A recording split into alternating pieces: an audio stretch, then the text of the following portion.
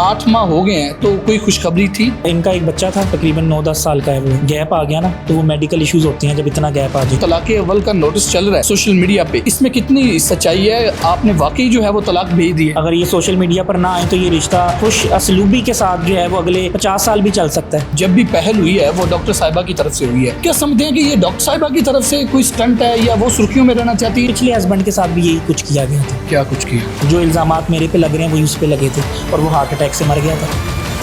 Notice आपने भेजा, उसमें ये लिखा हुआ है कि आपने जो है वो हक़ महर जो है वो 1 लाख रुपए मौका पर भी अदा कर दिया था, लेकिन डॉक्टर साहिबा का कहना है कि हक़ महर उन्हें बिल्कुल भी नहीं दिया गया और कलमा पढ़कर उन्होंने कहा कि उन्हें हक़ महर नहीं मिला। और मैं तो आता भी 10-10 दिन बाद था अपने घर अपनी माँ को मिलने। आपके वालिदैन से मिलने से भी रोकती थी? तो यही तो था कि मैं खुला ले लूँगी इनसे, जो है मिलना नहीं, इनको कता तलकी करो।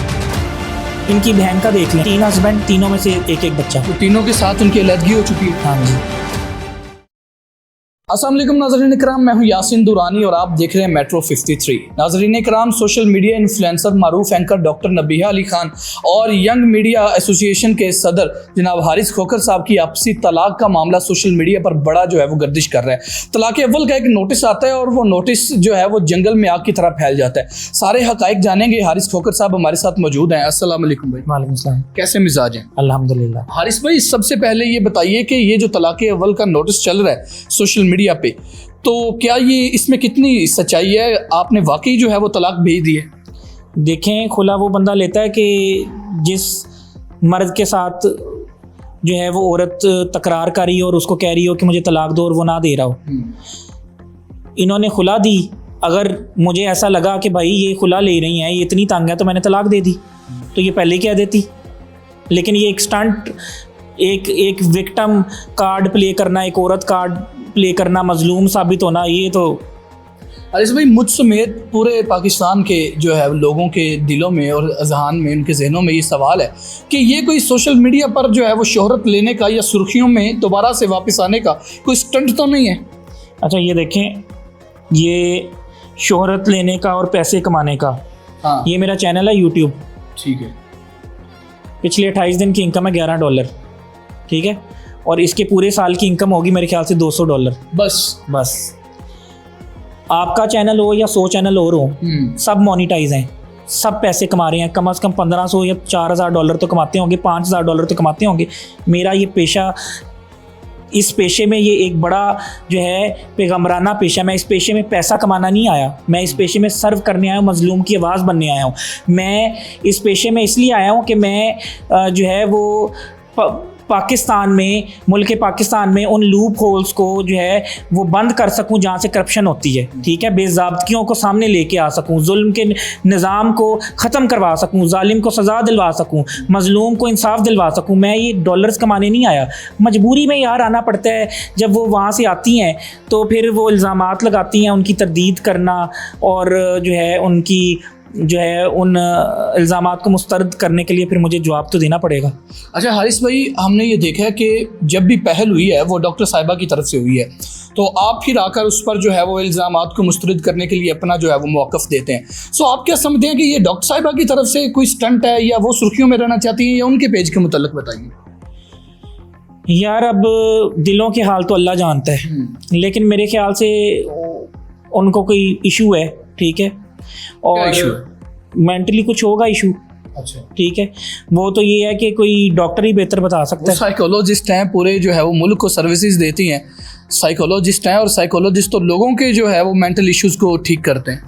साइकोलॉजिस्ट जब लोगों का इलाज करते हैं ना, तो वो उन लोगों का इलाज करते हैं जिनमें नेगेटिव एनर्जी बहुत होती है, वो नेगेटिव एनर्जी अब्जॉर्व कर जाते हैं, और कुछ साइकोलॉजिस्ट खुद भी साइको हो जाते हैं। यानी कि आप नेगेटिव गैदरिंग में बैठेंगे तो क्या हो जाएगा, नेगेटिव हो जाएंगे ना आप। पॉजिटिव लोगों में बैठेंगे तो पॉजिटिव एनर्जी मिलेगी।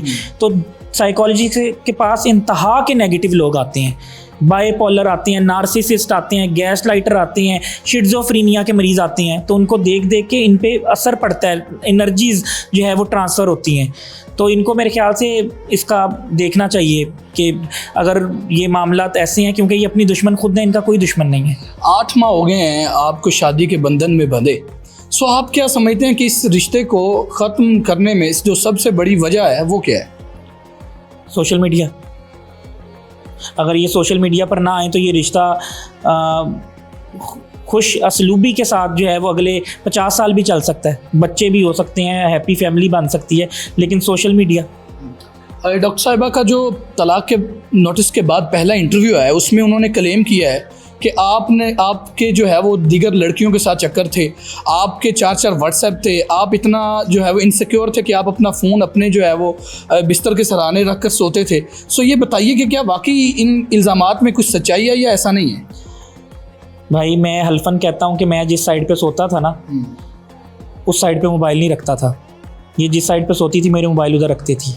ठीक है, ये हल्फन कहते हैं आप? ये मैं हल्फन कहता हूँ। डॉक्टर साहिबा ने जितनी बातें की हैं उन्होंने कलमा पढ़ कर की हैं, मतलब कि डॉक्टर साहिबा ने कहा कि मैं कलमा पढ़ के जो है वो ये सारी बातें वो सच कह रही हैं, तो आप कह रहे हैं कि आप हल्फन कहते हैं? मैं हल्फन कहता हूँ। वो देखें, पहले भी उनकी कुछ स्टेटमेंट्स हैं जिसमें झूठ के सर पाँव नहीं होते, आपको पता है ना।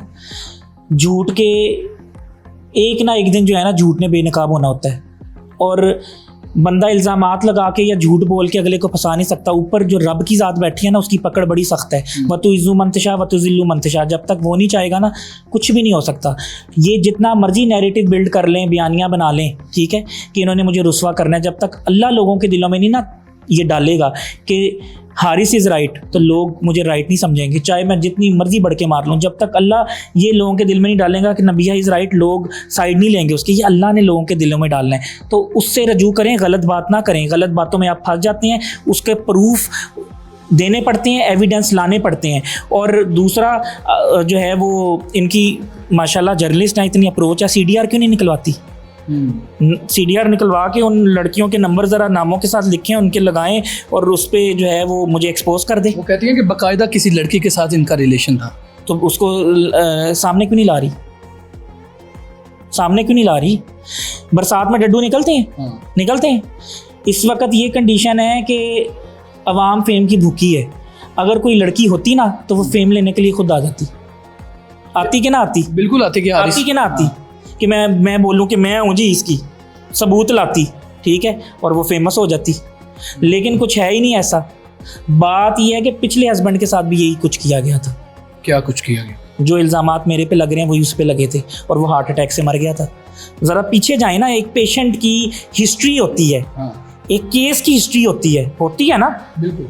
एक इन्वेस्टिगेशन ऑफिसर जो है वो वेलेंशिया में केस हुआ तो उसके Day 1, Day 2, Day 3, Day 4 ये फोरेंसिक में चीज़ें, ठीक है, सारी चीज़ों को कंपाइल करके वो एक फ़ाइल बनाता है। एक पेशेंट की भी हिस्ट्री होती है। पीछे जाएं, इनकी बहन का देख लें, 3 हस्बैंड, उनमें से तीनों में से एक बच्चा, ठीक है, 3 हस्बैंड और तीनों में से एक बच्चा। सो तीनों के साथ उनकी अलहदगी हो चुकी है। हाँ जी। और उस अलहदगी का क्या सबब है? वो मेरे ख्याल से अब लोगों को पता ही होगा मैंने क्या बोलना है यार किसी के बारे में। मैं तो इधर भी नहीं आना चाहता, ना कुछ कहना चाहता हूँ। ये सारी चीज़ें लोगों ने और मैंने तब इनके साथ स्टैंड किया था जब 4 साल पहले लोग ये कहते थे कि इसकी बहन जो है वो दाता दरबार के बाहर जो है वो यानी कि मेंटली इल हो चुकी है, और मैं कहता था कि यार ना करो, ये ना बोलो, ठीक है। लेकिन आज जो है वो इन्होंने मेरे पे ही जो है वो ये हमलावर हो गई, ठीक है। यानी कि पूरी फैमिली की कंडीशन ये है, यानी कि जो उधर बच्चे हैं ना छोटे, उनको भी निकालना चाहिए वहाँ से। बच्चों को भी निकालना चाहिए? हाँ जी। वो किस लिए? जब यानी कि कोई डॉक्टर इनको कंसल्ट करे, इनको ठीक करे ना इनके कंडीशन को। हाँ। यानी कि आप पहले आपसे रब्ता किया तो आपने कहा कि मैं सोशल मीडिया पर इस मामले को नहीं लाना चाहता, और शायद आपकी कोई कमिटमेंट भी हुई थी किसी वकील के साथ। सो अब आप सोशल मीडिया पर आ रहे हैं, पहले ना आने की क्या वजह थी और अब आने की क्या वजह? तकरीबन आप जैसे 100 चैनल्स ने रब्ता किया था, मैंने सबको कहा था मैं नहीं आना चाहता। मैंने वकील को कहा था कि यार पहले बहुत जो है वो हो चुका है तमाशा, मज़ीद तमाशा नहीं, जो है वो इस तरह जो है वो मेंटल हेल्थ और पर्सनल लाइफ ख़राब होती है।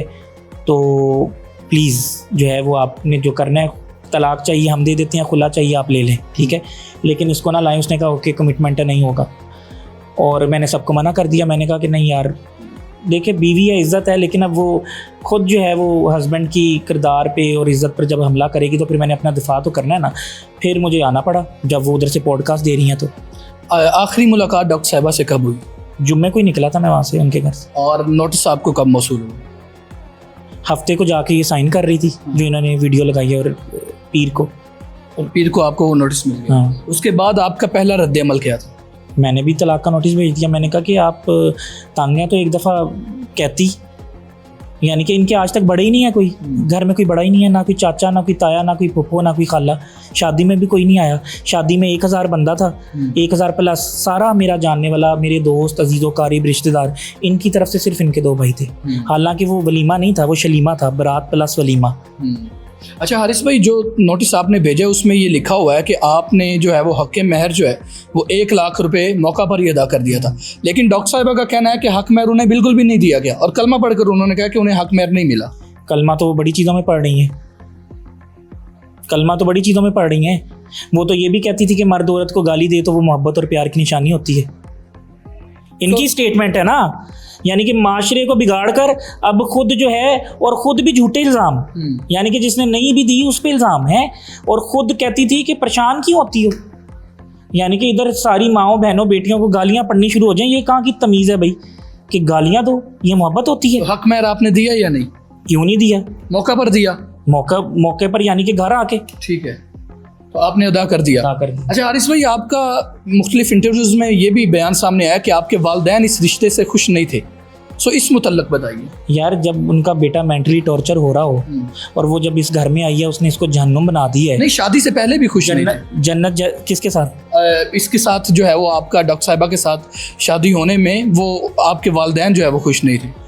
नहीं तो वो आपने फिर उन्हें मनाया। देखिए, उनका तजर्बा है ना, एक्सपीरियंस है, उन्होंने कुछ चीज़ें देखी होंगी, एज फैक्टर था, फिर चेहरा शनास हैं, उनको पता चल गया होगा कि मसले होंगे, तो उन्होंने इसीलिए कहा था। वो अपनी मर्ज़ी की करना चाहते थे ना भाई, वो चाहते थे कि इससे छोटी ले आएँ 2-3 साल, या इसकी एज फेलो ले आएँ, ठीक है। तो उन्होंने मना किया, लेकिन मैंने इसके साथ कमिटमेंट की, मैंने कमिटमेंट निभाई, मैंने अपने माँ बाप को मनाया, लेकिन माँ बाप की नहीं मानी तो जलील हो गए। तो उसके बाद आपकी शादी हो गई, 8 माह ये ताल्लुक़ रहा, और गुज़श्ता लड़ाइयों में आप जो है वो अपने वालिदैन से भी अलग हो गए, डॉक्टर साहिबा को लेकर कहीं और शिफ्ट हो गए। सो वो बताइए कि आप कहाँ शिफ्ट हुए, और ये बताइए कि आपकी शिफ्टिंग के बावजूद भी मसाइल रहे। सो इसका मतलब है कि आपके घर वालों से उनके कोई मसाइल नहीं थे। देखिए, साबित हो गया ना कि माँ बाप ने कहा जाओ बेटा जी लो अपनी ज़िंदगी, अलहदा हो जाओ, हमें हमारी रिस्पेक्ट ख़राब ना करो, हमारी ज़िंदगी जहन्नम ना बनाओ, अलहदा हो जाओ। और मैं तो आता भी 10-10 दिन बाद था अपने घर अपनी माँ को मिलने। सिर्फ 15 मिनट का रास्ता था, 7 किलोमीटर का रास्ता था। ये कहती थी नहीं 10 दिन बाद जाना है, ठीक है।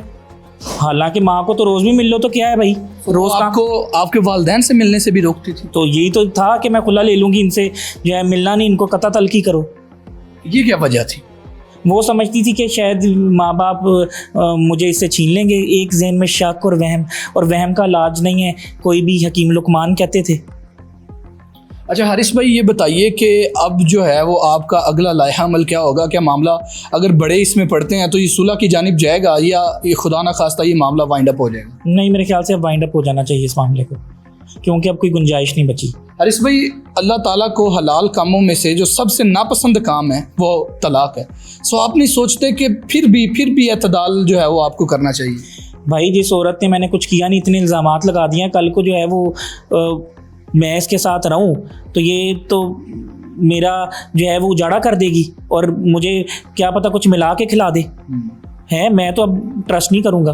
हारिस भाई, इस सारे सिनेरियो में, इस सारे मामले में एक बड़ा किरदार जो है वो मासूम है, और वो पता नहीं किस जो है वो अजियत की भीड़ चढ़ जाएगा, वो छोटा बच्चा है। उस मुतल्लिक़ क्या कहेंगे? मासूम बच्चा है, फरिश्ता है, बहुत अच्छा है, बॉन्डिंग थी मेरे साथ।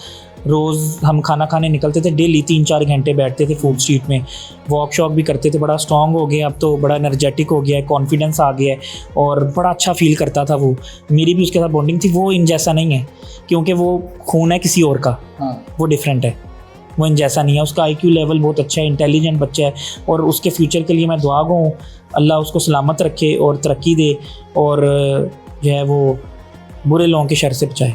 अच्छा भाई, ये बताइए कि शादी के बाद जो पहला स्टेप होता है अज़दवाजी ज़िंदगी का, वो फैमिली प्लानिंग होता है। सो हम भी बड़े जो है वो इस चीज़ के मुश्ताक थे कि हारिस भाई जो है कि नस्ल आगे बढ़ेगी। सो इस मुतल्लक बताइए कि 8 माह हो गए हैं, तो कोई खुशखबरी थी? भाई, बात यह कि इनका एक बच्चा था, उसको तकरीबन 9-10 साल का है, वो है। गैप आ गया ना, तो वो मेडिकल इश्यूज़ होते हैं। जब इतना गैप आ जाए, बच्चा कंसीव करने में कुछ इश्यूज़ होते हैं, ठीक है।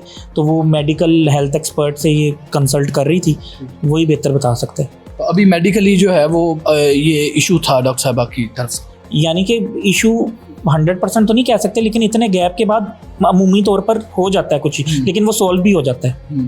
तो आप क्या समझते हैं कि ये ज़्यादा उम्र की वजह से हुआ है? देखें, एक तो गैप, ठीक है, दूसरा मेरे ख्याल से जो औरत की बेहतरीन उम्र होती है बच्चा कंसीव करने की, वो 30 से 40 के दरमियान, ठीक है। तो और दूसरा जो है वो गैप भी था, तो ये हो सकती है। क्योंकि आपने उनके साथ ज़िंदगी गुजारी है, तो उनके जहन में कहीं दूर तक ये बात तो नहीं थी, रिश्ता टूटने में ये वजह तो नहीं थी, ये जो मेडिकल इशू था, आगे नस्ल नहीं बढ़ रही थी? नहीं, मैंने इस वजह से नहीं किया। हाँ। ये तो गिरी हुई हरकत है। तो मैं उस बच्चे को भी अपना बच्चा समझता था।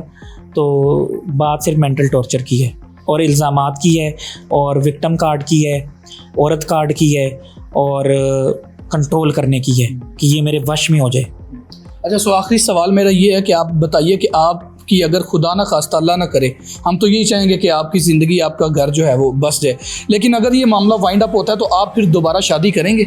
जी, मेरी अभी उम्र जो है वो मेरे ख्याल से 33 साल का मैं होऊंगा। किस किस्म की लड़की के साथ शादी करेंगे? ऑडियंस देख रही है, जिससे माँ बाप करेंगे आंखें बंद करके। कम उम्र की लड़की के साथ शादी करना पसंद करेंगे या ज़्यादा उम्र के साथ करें, कम उम्र के साथ करें, या जिस मर्जी के साथ कर दें, आप नहीं समझते कि ये बात आपको बहुत पहले मान लेनी चाहिए थी कि जैसे माँ बाप कहें वैसे कर लेते?